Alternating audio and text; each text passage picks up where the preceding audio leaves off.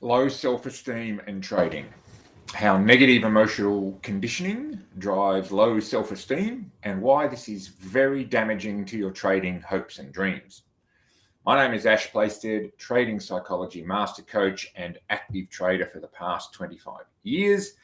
Thank you for joining me from wherever you are in the world, and a very warm welcome to episode 35 of the Trading Psychology and Mindset Show. It's currently 9 a.m. Wednesday, October the 5th, 2022, here in Southeast Australia. Now, as always, I'll be diving deep into what is needed to retrain the mind we bring to trading into the mind we need for profitable and sustainable trading success. Now, negative childhood emotional conditioning and how it drives low self-esteem, which is often the root cause of poor emotional regulation in the clutch moments of trading. And knowing this makes treatment quicker, safer, and more effective, most importantly, beneficial for your trading. Now, although low self-esteem manifests as words and behavior, the real cause runs much deeper and will regularly blow up your best laid trading plans. Now, there was a time for me when I used to feel quite frustrated with low self-esteem clients who were wishing to learn and master trading. I would try to encourage them. I'd attempt to convince them that they were as good as everyone else, that they were lovable, clever, attractive, worthy of success and respect. And you know what? They would often agree with me. So they knew on one level they weren't worse than everyone else, or uglier, or stupider, or less lovable, but they would still feel deep down inside as if they were. So clearly, the misery of low self-esteem wasn't driven by thoughts, but by something deeper, something stronger.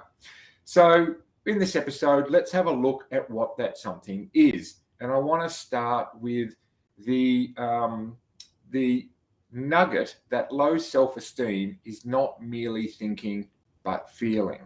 So not merely thinking but feeling with every fiber of your being that you are stupid, that you are ugly, inferior, damaged goods. Now this drains potential and it can turn life into a dim, dismal, distorted echo of what it could be. And this can often be lurking below the surface, like an omnipotent puppetmaster pulling the emotional strings with your trading. Now, no matter how positively you try and think, how many affirmations you repeat to yourself, deep down inside, you know you're wrong because your feelings tell you so. So what can we do about that? Now, we need to start with working on the deeper part of the mind. It used to be thought, and sometimes still is, that to change unhappiness, fear, or self-loathing, it was enough to change thoughts. But the problem with this approach is that strong emotion tends to produce thoughts rather than be caused by them. And this generates two powerful directional thinking outcomes. Firstly, we feel a certain way, then we create a rational explanation for why we feel that way. This is what the rational brain does. It creates alibis, reasons, explanations for the way we feel certain ways. This isn't to say that some focus on cognitive distortions won't help you, because it certainly will, but just attempting to do this can often feel quite superficial because the torturous and strong feelings reside deeper in the more ancient brain structures than mere surface conscious perception. And secondly, our emotional conditioning works on us from a long time ago. It has become fused to your sense of identity, your truth, and you believe they are a single phenomena, indivisible from each other. And this is very destructive to your trading potential. So emotional conditioning, right? It's not just the preserve of extremist cults, because we know, all of us, that emotional conditioning can be used for extreme purposes. We've seen this on a global level, national level, local level. Things like cult formation or radicalization of other kinds, or making dogs perform tricks if that's your thing. But it's the same process. More subtly, that drives true low self-esteem. Because beliefs act, sometimes unconsciously as assumptions about how the world works. If you mix strong emotion with an idea, and the resultant product you get is a belief. So what we have is idea plus emotion equals belief. And this is because under pressure, especially in trading, emotion is always going to outpower logic. I want to repeat that. Under pressure, especially in trading, emotion is always going to outpower logic. It has to, because emotion fundamentally has to do with survival. That's what it's there for. And as we know, this has become coded into our human genome as part of our standard operating process. As much as our lungs breathe in oxygen-rich air and our heart pumps oxygen-rich blood around our body. And this is common to all animals, right? But without the cognitive aspect that's peculiar to humans. For example, a cat can be treated badly and be conditioned to fear its owner, or even all people. But unlike humans, it won't then generate beliefs from that conditioning. The cat won't reflect and then produce the emotionally skewed belief that it's unlovable or that it's worse than all other cats. It doesn't have that level of brain function. But people do. People create rationalizations for their emotional conditioning all the time. So simply trying to work on beliefs without working on emotional conditioning, well, that can be likened to rearranging the furniture on a ship that's holed beneath the waterline. It's not going to stop the ship going down. Now, my trading client can cognitively agree with me that they're not the worst person in the world, while still feeling that they absolutely are. What a terrible level of inner conflict that creates. And their agreement will make no difference at all to that feeling. So when treating low self-esteem, we need to go much deeper to the emotional conditioning that is driving these feelings of worthlessness, of shame, of not mattering, and of self-hate, and often of powerlessness. And there's another vital part of belief that we need to understand. It's not just what people say, it's what they do under pressure that reveals the truth of their underlying limiting beliefs. It's all too easy to assume a person's belief is simply what they say they believe, but we reveal our true beliefs through our actions. This is why trading is often described both as the most beautiful thing that you can ever do, as well as the hardest thing you'll ever do. It reveals your true beliefs, which are reflected in the balance of your trading account, the ultimate truth meter.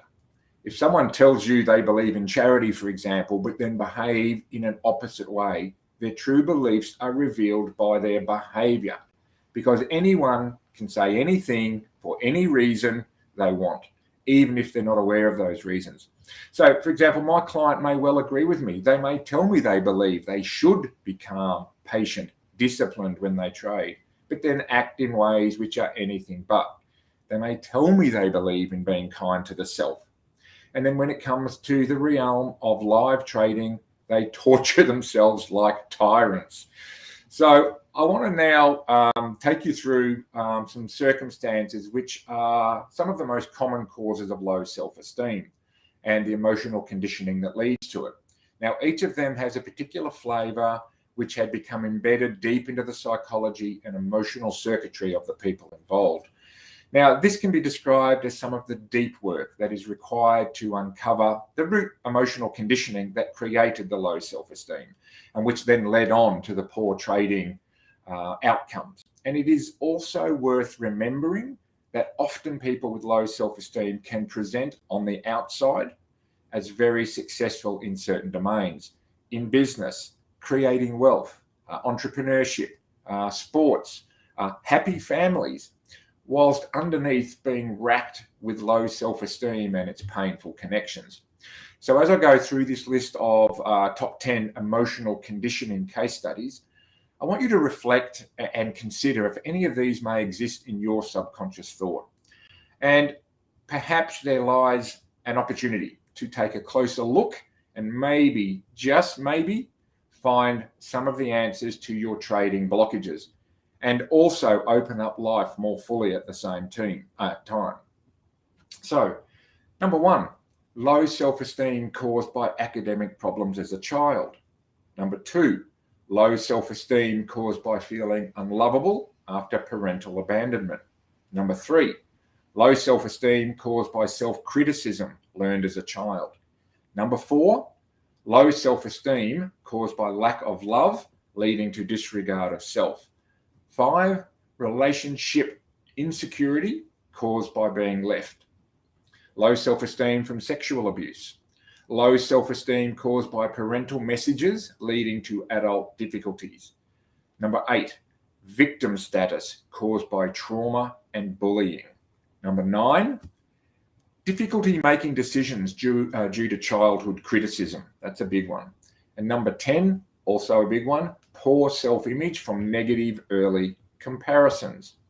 So I hope you've obtained some insights into low self-esteem, the emotional conditioning that generates it, where it comes from in this episode, and of course, how it relates directly to your trading. The link between emotional conditioning in our childhood and youth, low self-esteem taking a hold, and how that feeds through to adult life, and particularly trading decisions and trading outcomes that is obviously in that pressure cooker, heat of the moment situation. Remember, nearly all emotional conditioning and emotional hijacking happens due to unresolved fear of pain contained in your past lived experiences. So I encourage you to take a longer critical look at this discussion and go from there.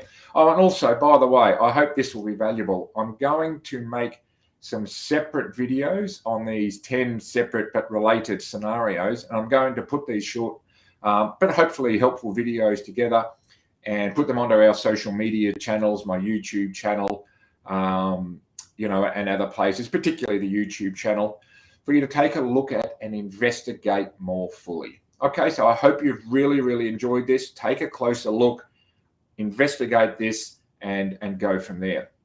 Now, if there's other ways that I can help you, here's a couple of suggestions, okay?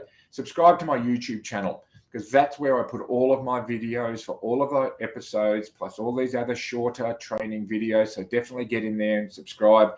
Mindset Reflexology. If you search Mindset Reflexology on YouTube, you'll come to the Trading Psychology and Mindset channel. Also, subscribe to my LinkedIn newsletter, which has just been launched in the last week or so. So in my regular weekly newsletter, I go much deeper into these topics, and it gives you a text version which you can download and reference anytime you like. Head across to my website, mindsetfitmethod.com. There's always going to be more content and more lengthier training stuff there as well.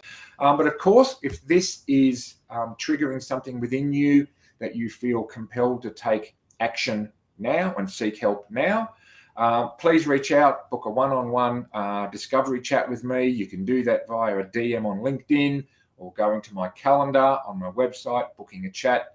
Please feel free to do that anytime. There's no obligation or cost to do that, but that 20-minute discovery chat might just be the pivot point to take you in the right direction. So, wherever you may be in the world, thank you for joining me. I wish you a week ahead of mindful trading. See you at the same time, same day next week for another episode of the Trading Psychology and Mindset Show.